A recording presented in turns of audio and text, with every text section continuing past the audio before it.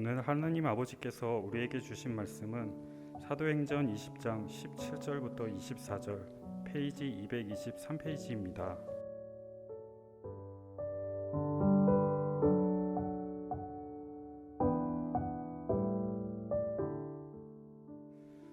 바울이 밀레도에서 사람을 에베소로 보내어 교회 장로들을 청하니 오매 저희에게 말하되 아시아에 들어온 첫날부터 지금까지 내가 항상 너희 가운데서 어떻게 행한 것을 너희도 아는 바니 곧 모든 겸손과 눈물이며 유대인의 관계를 인하여 당한 시험을 참고 주를 섬긴 것과 유익한 것은 무엇이든지 공중 앞에서나 각 집에서나 꺼림이 없이 너희에게 전하여 가르치고 유대인과 헬라인들에게 하나님께 대한 회개와 우리 주 예수 그리스도께 대한 믿음을 증거한 것이라. 보라, 이제 나는 심령의 매임을 받아 예루살렘으로 가는데 저기서 무슨 일을 만날는지 알지 못하노라. 오직 성령이 각 성에서 내게 증거하여 결박과 환난이 나를 기다린다 하시나 나의 달려갈 길과 주 예수께 받은 사명 곧 하나님의 은혜의 복음 증거하는 일을 마치려 하면은 나의 생명을 조금도 귀한 것으로 여기지 아니하노라.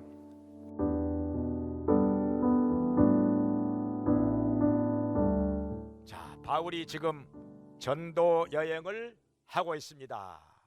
먼저 1차 전도 여행을 했고 또한 2차 전도 여행을 했습니다. 지금은 3차 전도 여행을 하고 있습니다.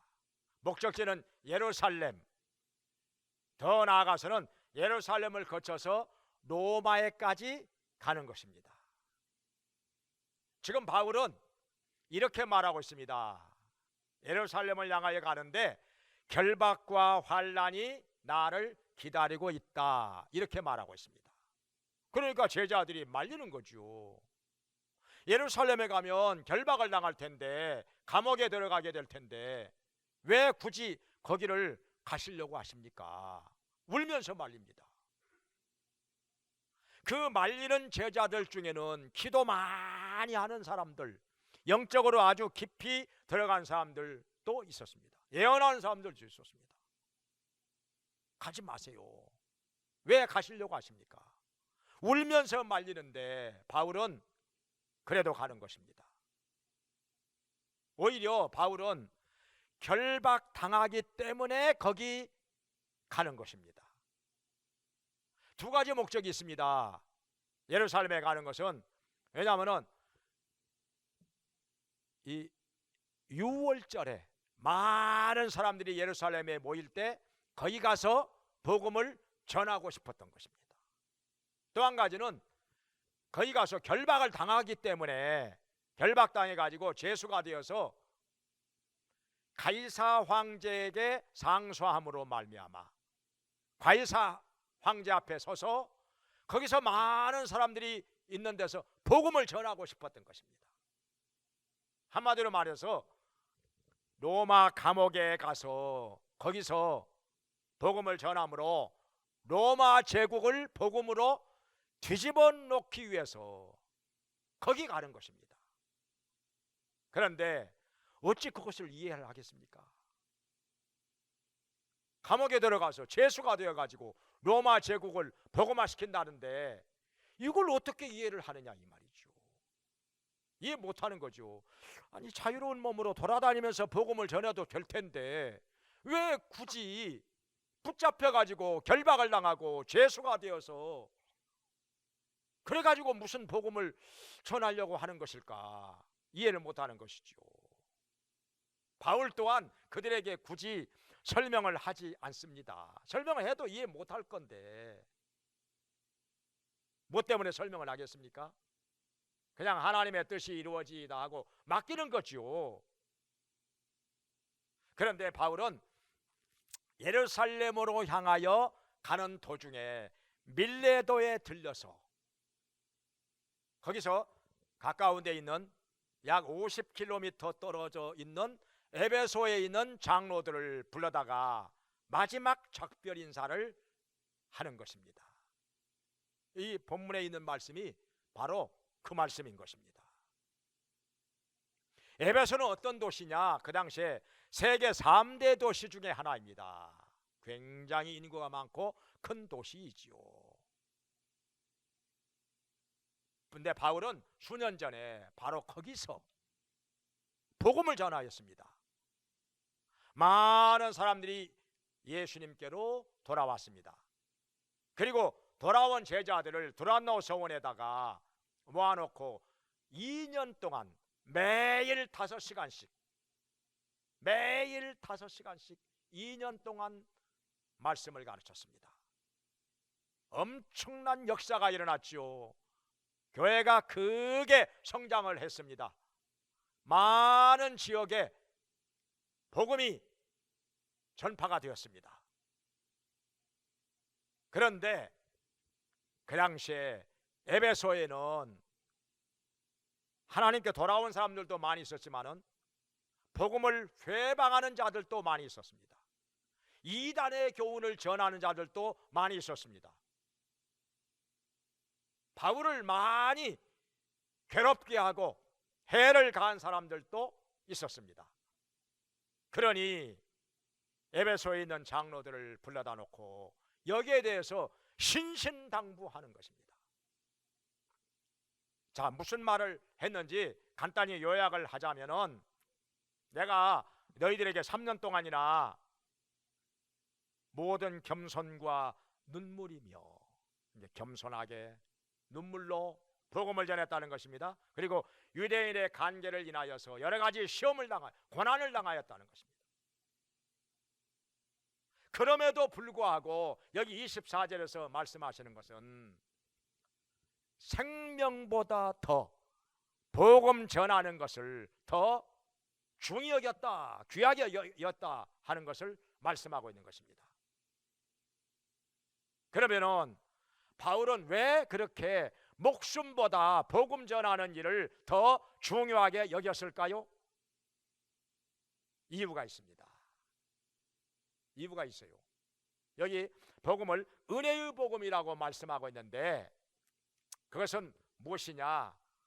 복음을 간단히 설명을 하자면, 여기 에베소에 있는 장로들을 만나 가지고는 복음에 대해서 특별히 설명을 하지 않습니다. 왜냐하면 잘 알고 있기 때문에.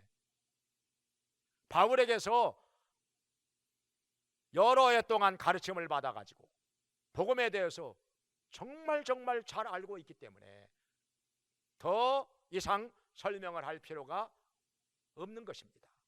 그런데 오늘날 우리는 좀 설명을 한번 드려야 되겠죠? 복음이 무엇이냐? 우리의 노력으로는, 우리의 행위로는 구원을 받지 못하는데 예수님을 믿음으로 말미암아 하나님의 은혜로 구원을 받기 때문에 이 복음을 은혜의 복음이라고 말씀하는 것입니다. 좀 더 설명을 하자면은, 우리가 다 하나님 앞에 죄인이지요. 죄 없는 사람 없지요. 하나님의 계명과 율법 지켜야 되는데 못 지켜서 죄인이 된 것입니다. 죄가 없는 사람이 아무도 없다고 말씀하십니다. 그리고 그 죄의 삭은 사망이라 영원한 지옥의 저주와 형벌이라는 것입니다. 죄를 지은 자는 반드시 그 죄값을 치러야 되는데 영원한 지옥의 불 속으로 떨어져서 거기서 형벌을 받으며 죄값을 치르게 된다는 것입니다. 아무도 예외가 없습니다. 왜냐하면 죄인 아닌 사람은 없기 때문에, 죄 없는 사람 아무도 없기 때문에. 그런데 우리 스스로는 아무도 자기의 죄를 씻지도 못하고 자기를 구원하지도 못하는 것입니다. 왜냐하면 지금부터라도 열심히 하나님의 계명을 지키고 율법을 지키고 산다 하면은 지난날에 지은 죄가 없어질까요? 내 지은 죄가 씻겨질까요? 그렇지 않습니다. 지금부터 계명 지킨다 해도, 율법 잘 지킨다 해도 이미 지난날에 지은 죄는 없어지지 않고 씻겨지지 않는다고 성경은 말씀하고 있습니다. 죄는 하나님께서 용서해 주셔야 하고 씻어 주셔야 하는 것입니다. 그러면 어떻게 하나님께서 우리의 죄를 용서해 주시고 씻겨 주시는 것일까요? 이것을 위해서 하나님께서는 독생자 예수 그리스도를 이 땅에 보내주셨지요. 예수님은 사람의 육체를 입고 이 땅에 오셔서 사람들에게 말씀을 전하셨습니다. 병든 자를 고치시고 귀신을 쫓아내시고 많은 기적을 행하셨습니다. 그리고 마지막에 우리의 모든 죄를 짊어지고 십자가에서 피를 흘리며 속죄의 제물이 되어 죽으신 것입니다.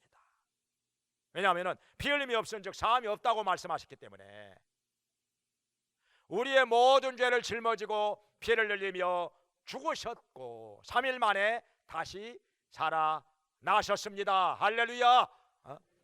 우리의 모든 죄값을 담당하시고 속죄의 제물이 되어 피 흘리며 죽으신 예수님께서는 무덤을 깨뜨리고 사망의 권세를 깨뜨리고 3일 만에 다시 살아나신 것입니다. 예수님은 우리를 위하여 부활하셨습니다. 우리의 구세주가 되셨습니다. 할렐루야.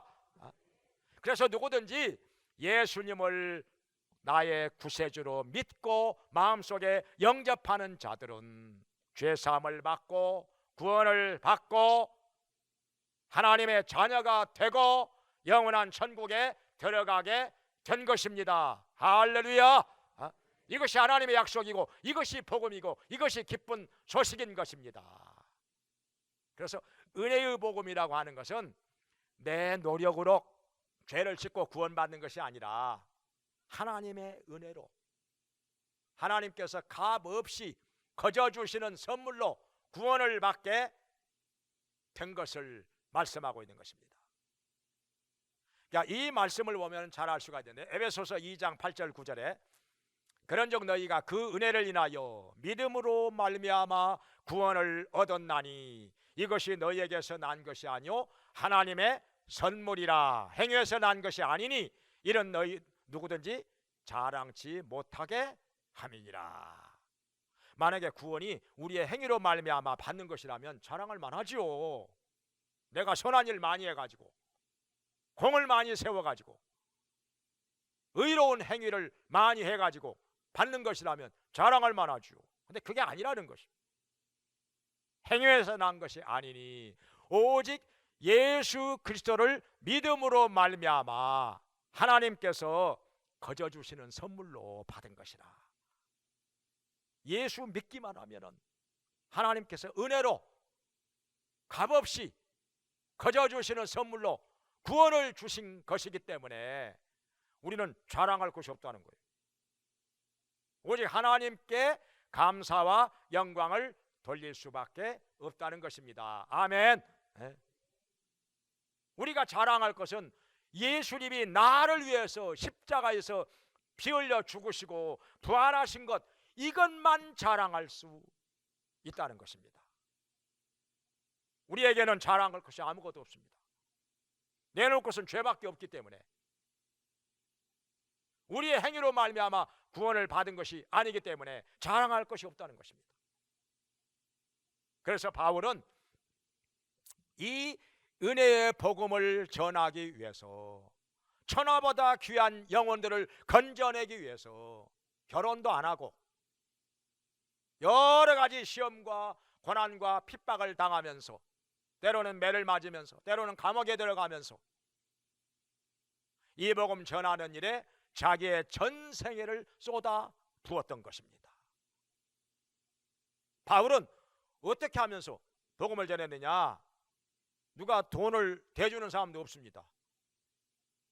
생활비 지원하는 사람도 없었습니다. 어떻게 했느냐?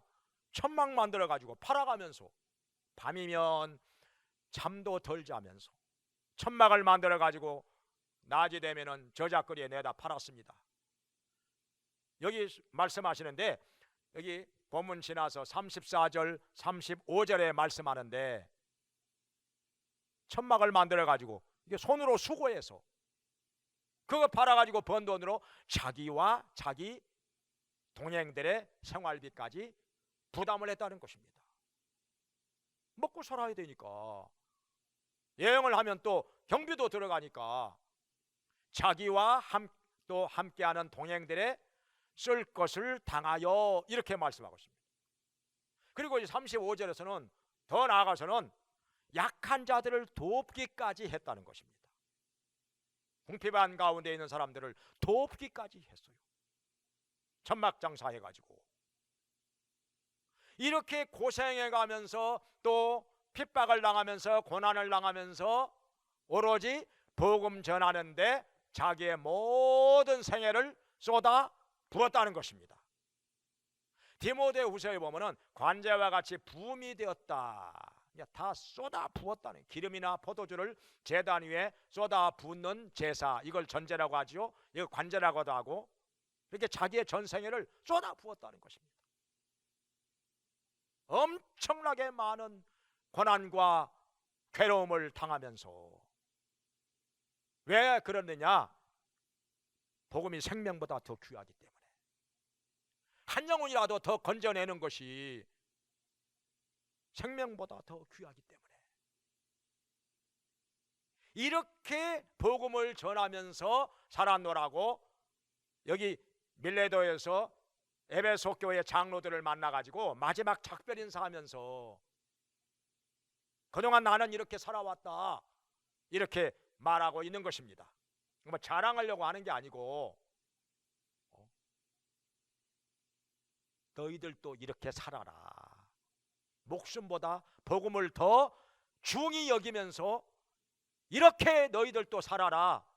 이렇게 교훈을 주면서 말씀을 하는 것입니다. 그리고 또 한 가지는 뭔가 아니에요. 29절에 나오는데요, 이게 장로들을 만나가지고 마지막 당부를 하고 있는 것입니다.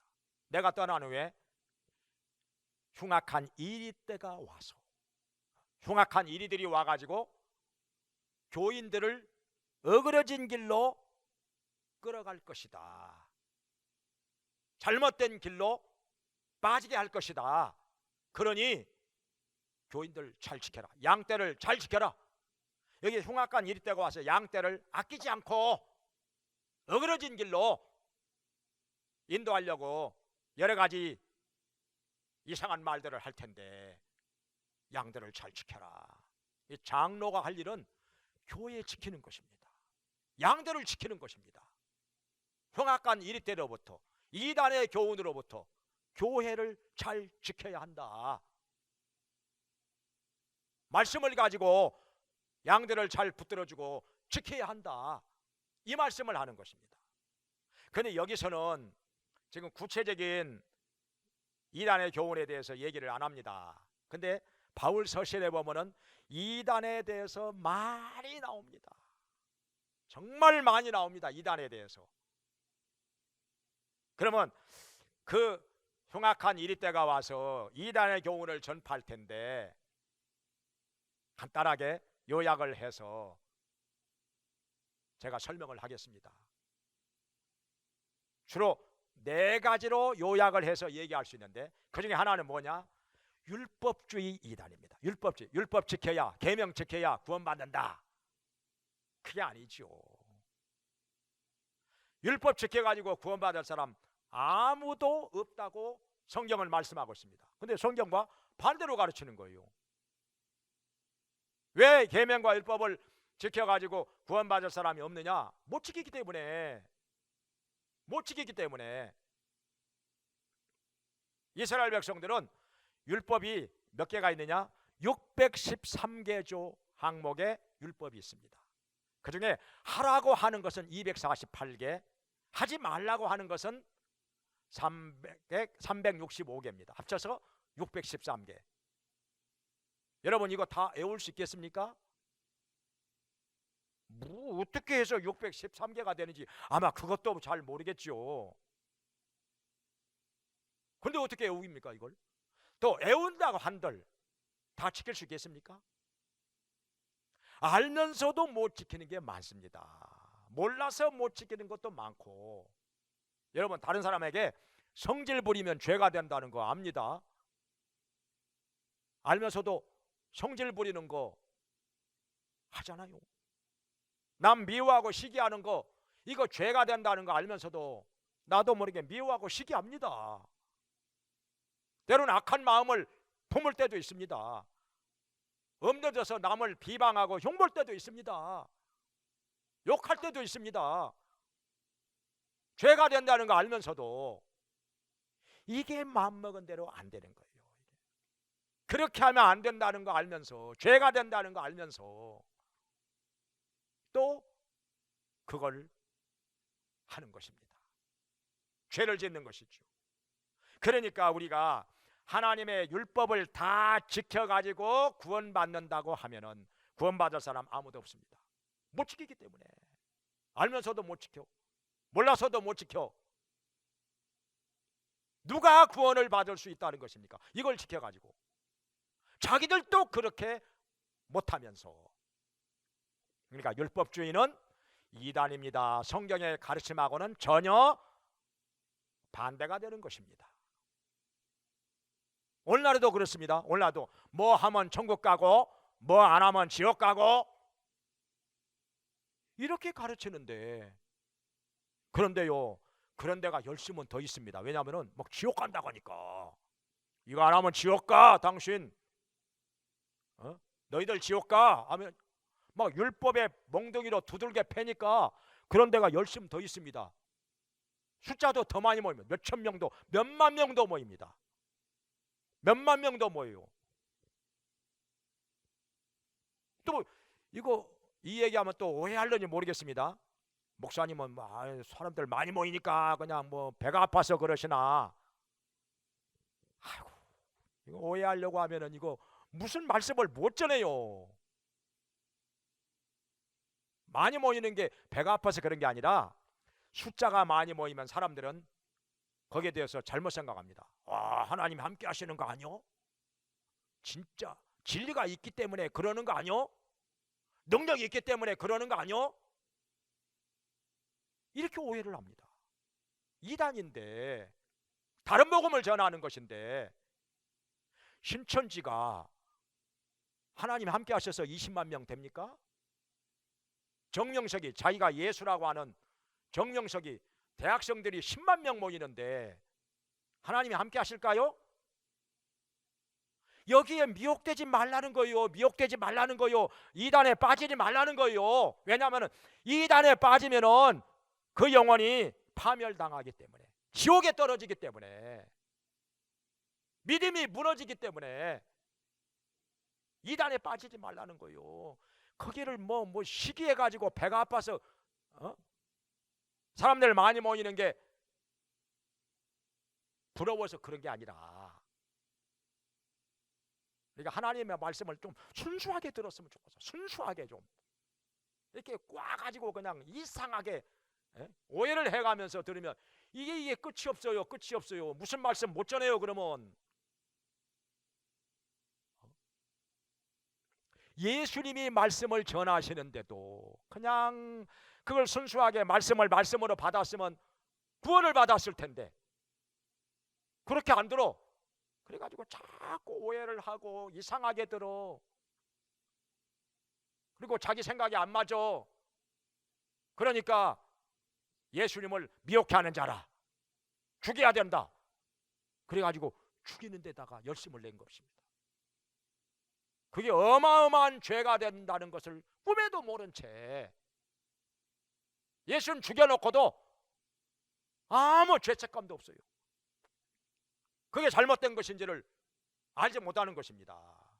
이게 무서운 거예요. 이게 잘못된 신앙에 빠지면.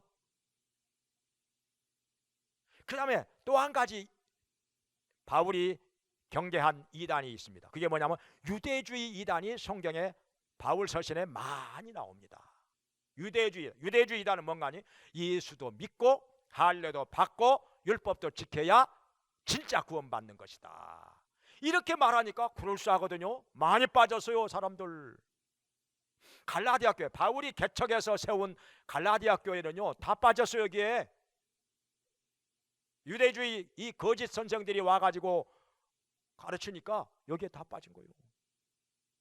그러니까 바울이 이 얘기 듣고 얼마나 속상하고 얼마나 화가 났겠어요. 그러니까 갈라디아서 보면은 굉장히 과격합니다. 말씨가 과격해요. 막. 바울도 사람인데 이런 얘기 듣고 화가, 자기가 복음 전해가지고 개척한 교회인데 이단에 다 빠졌어. 유대주의 이단에 다 빠졌어. 그러면서 바울을 가짜 사도라고 하니까 또 거기에 넘어가. 바울이 가짜라는 거요. 바울은 가짜라고 그러고 거짓 선생들한테는 깍듯이 대우를 하고. 이게 뭡니까 이게? 화 안 나게 생겼습니까? 그러니까 갈라디아서가 보면은 읽어보면은 굉장히 과격합니다. 말씨가 과격 안 하게 됐어요 지금. 그런 상태가 됐는데, 그러나 이것도 잘못입니다.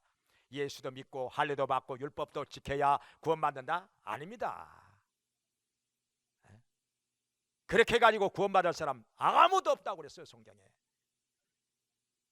오로지 예수 그리스도를 구주로 믿기만 하면은 구원을 선물로 받습니다. 은혜로 받습니다. 값없이 받습니다. 아멘.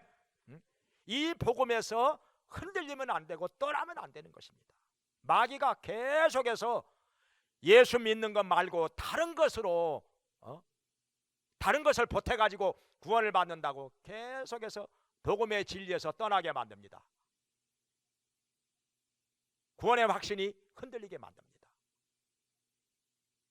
잘못된 길로 이끌어갑니다. 여기에 따라가면 안 된다는 거죠. 그 다음에 또 한 가지 이단이 있습니다. 성경에 바울 서신에 많이 나오는 이단인데 그게 뭐냐면은 도덕률 폐기론입니다. 예수 믿어 구원 받았으니까, 예수님 믿고 구원 받았으니까 율법 필요 없어. 안 지켜도 돼. 해방돼야 돼. 자유함을 얻어야 돼. 이렇게 주장을 했습니다. 이게 도덕률 폐기론인데 이거 이단입니다. 율법은 구약 시대로 끝났어. 신약 시대는 율법 다 폐하해졌어. 율법 다 폐하해졌어.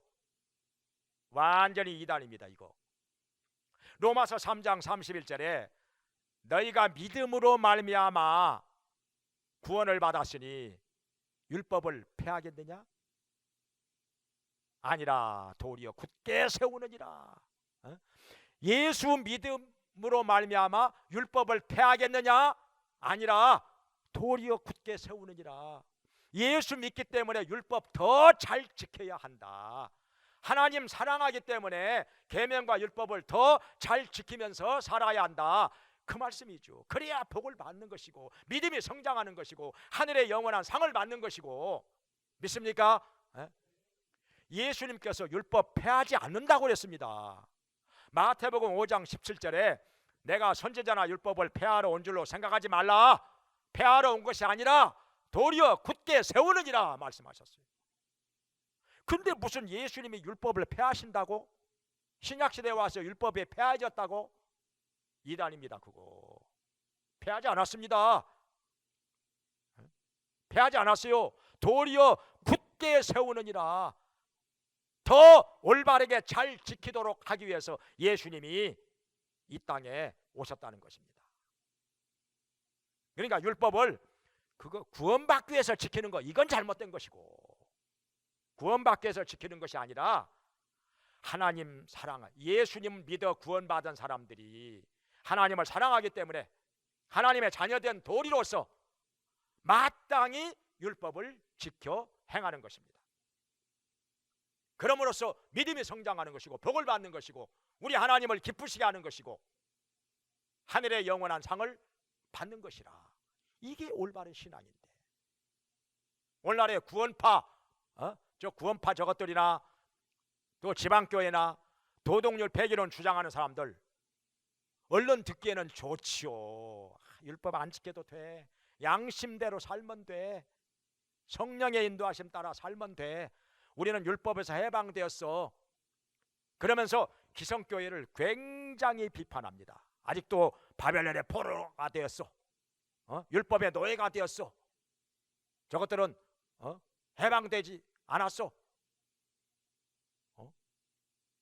율법에 얽매여 가지고 끌려다니는 거야. 불쌍한 것들이야. 그렇게 기성교회를 비판합니다. 그게 도덕률 폐기론이란 말이죠. 그러나 분명히 율법은 폐하지 않았습니다. 율법이 폐하였다 하는 말은 거짓말입니다. 이건 마귀가 하는 말입니다. 사람들로 하여금 죄짓고 엉망으로 살도록 만들기 위해서 마귀가 그렇게 속이고 거짓말하는 것입니다. 분명히 성경은 말씀하십니다. 율법 폐하지 않았다. 나의 계명을 가지고 지키는 자라야 나를 사랑하는 자니, 나를 사랑하는 자는 내 아버지께 사랑을 받을 것이요 나도 그를 사랑하여 그에게 나를 나타내리라. 요한복음 14장 21절에 말씀하셨습니다. 그래서 율법 폐하졌다, 이것은 옛날이나 지금이나 이단입니다. 지켜야 됩니다. 지킴으로써 우리가 하나님을 기쁘시게 하는 것이고 하나님의 자녀로서 마땅한 도리로 복되게 사는 것입니다. 또 한 가지 신약 성경에 이 바울 서신에 많이 나오는 이단이 하나 더 있는데 그게 뭐냐면 영지주의입니다. 영지주의. 영지주의는 뭔가 하니 영혼은 선하고 육체와 물질은 악한 것이다. 그래서 예수님이 육체를 입고 이 세상에 오시지 않았다. 육체로 오시지 않았다. 육체가 악한 것인데 어떻게 악한 육체를 입고 오신단 말이냐? 아니다. 예수님은 그냥 영으로 오셨다. 영으로. 이렇게 주장합니다. 이단입니다. 그거. 왜냐하면 예수님께서 육체로 오시지 않았다면 어떻게 제자들하고 같이 식사도 하시고 물도 마시고 때로는 피곤해서 잠도 주무시고 배 위에서 또 십자가에 못 박혀 피 흘리며 육체가 없으면 어떻게 피 흘려 죽으십니까? 또 피 흘림이 없은 적 사함이 없다고 말씀하셨는데 예수님이 육체로 오시지 않았으면 피 흘려 죽지 않았다면 우리의 죄 사함이 어디서 있겠습니까? 우리의 속죄가 어떻게 이루어지겠습니까? 그러니까 영지주의자들은 예수님이 우리의 구세주 되심을 완전히 부인하는 것입니다. 우리의 구원도 완전히 부인하는 것입니다. 완전히 이단이죠. 완전히 이단. 근데 그 당시에 영지주의자들이 굉장히 지식이 많은 사람들이었습니다. 대부분 공부를 많이 했다고 하는 사람들이 이걸 주장하니까 이 옛날에 공부 제대로 못한 사람들이 많았잖아요. 옛날에는 그냥 난 놓고 기억자도 모르는 사람들 많았잖아요. 지게를 놓고 A자도 모르는 사람들 많았잖아요. 자기 이름도 쓸 줄 모르는 사람들 많았잖아요. 그러다 보니까 이 지식이 많은 사람들이 주장을 하니까 거기에 많이 넘어갔어요. 교회가 많이 흔들렸어요. 교회가 많이 피해를 입었어요.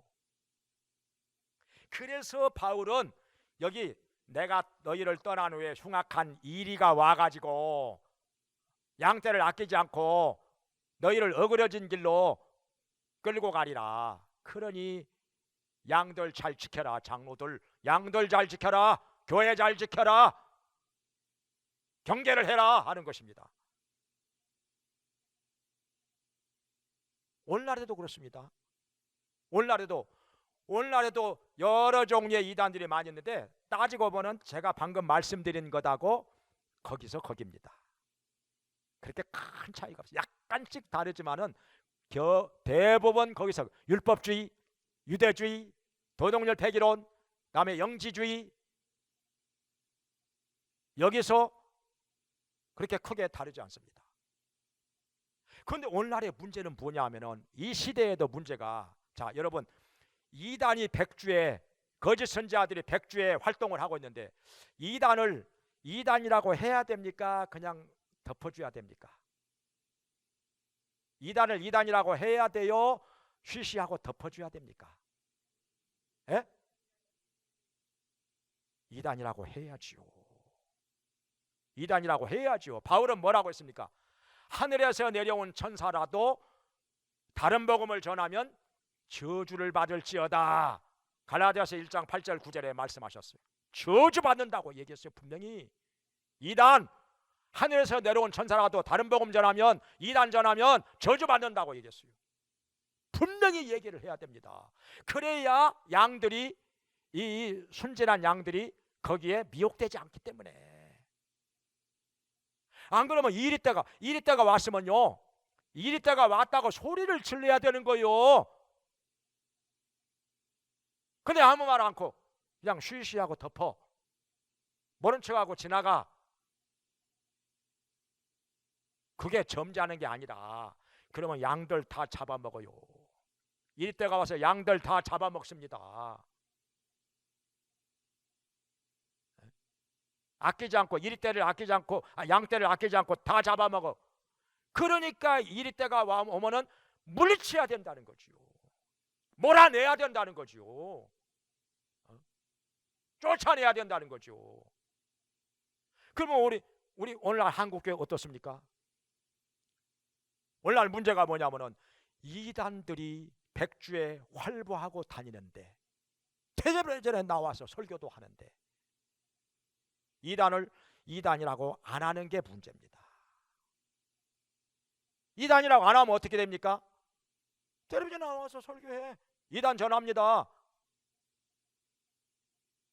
계명과 율법을 지켜야 구원받는다고, 그거 지켜야 구원을 보존한다고 그렇게 하는데, 텔레비전에 돈만 내면 나오니까, 텔레비전에 돈만 주면 나오니까 텔레비전에.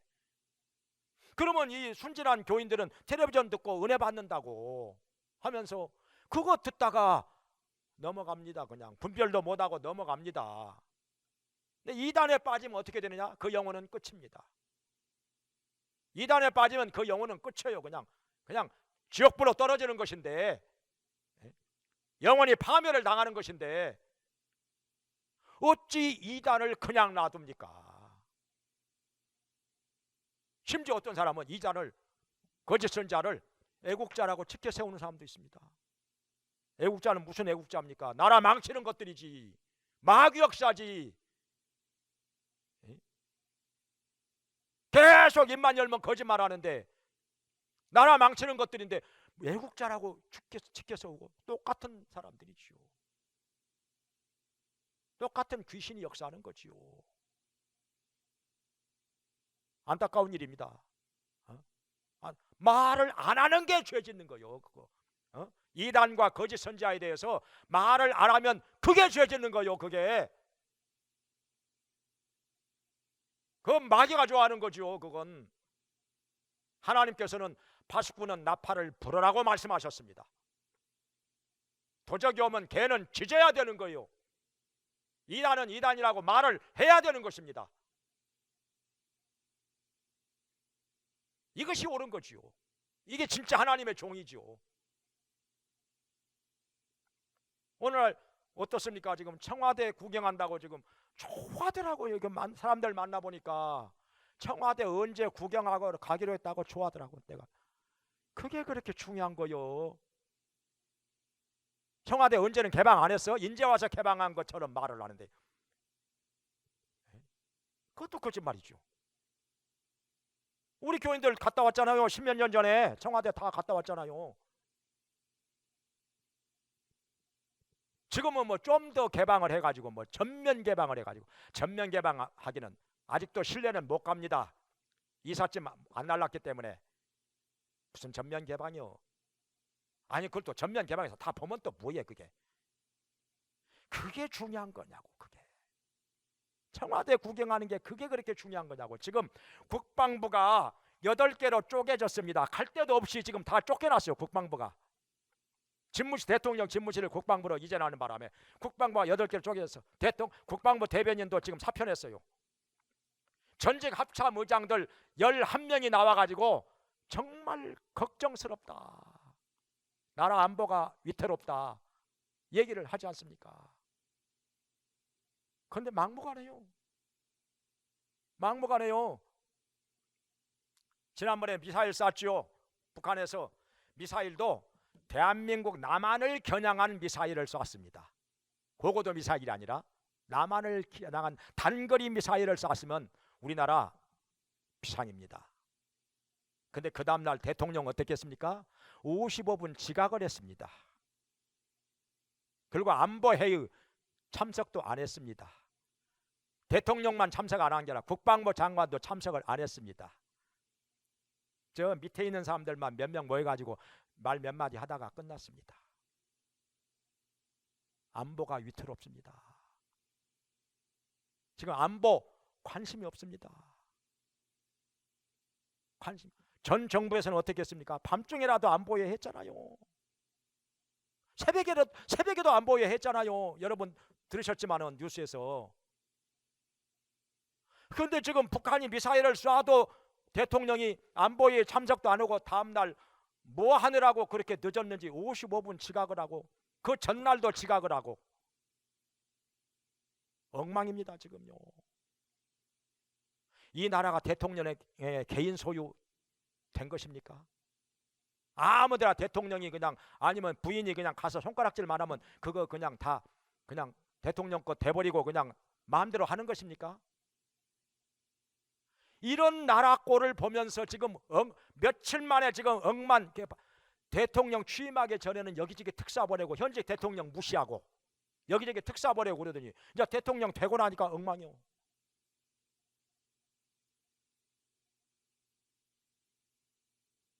안보가 위태롭게 돼도 관심도 없어. 이런 것에 대해서 주의 종들이 얘기를 해야 되는 거요. 얘기를. 나라가 어떻게 되거나 말거나 그냥 아무 소리 안 하는 게 그게 잘하는 게 아니라 말 안 하는 게 그게 죄 짓는 거요. 그게 하나님의 종의 올바른 도리가 아닌 거지요. 그게 영적으로 깊이 잠들어 있는 거지요. 하나님의 종은 이리 때가 와서 양들을 물어가려고 하면은 얘기해야 됩니다. 몽둥이 들고 쫓아내야 됩니다.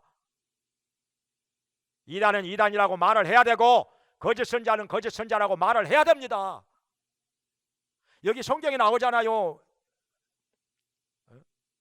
본문 다음에 보면은 내가 너희에게 유익하던 것은 남김없이 다 전하였느니라. 그러므로 나는 너희의 피에 대하여 깨끗하니라. 하나님의 뜻을 남김없이 다 전하였기 때문에 나는 너희의 피에 대하여 깨끗하니라. 만약에 전해야 될 말씀이 있는데 안 전하였다면은 누가 싫어할까 봐서 누가 못마땅해 할까 봐서 안 전하였다면은 그 피에 대하여 책임져야 됩니다. 에스겔서에서는 손에서 피값을 제하리라고 말씀하셨죠. 책임져야 됩니다. 그건 진정한 하나님의 종이 아닌 것입니다. 내가 사람에게 좋게 하랴, 하나님에게 좋게 하랴, 사람에게 기쁨을 구하랴, 사람에게 기쁨을 구하는 것이면 나는 그리스도의 종이 아니라 갈라디아서 1장 10절에 말씀하셨습니다.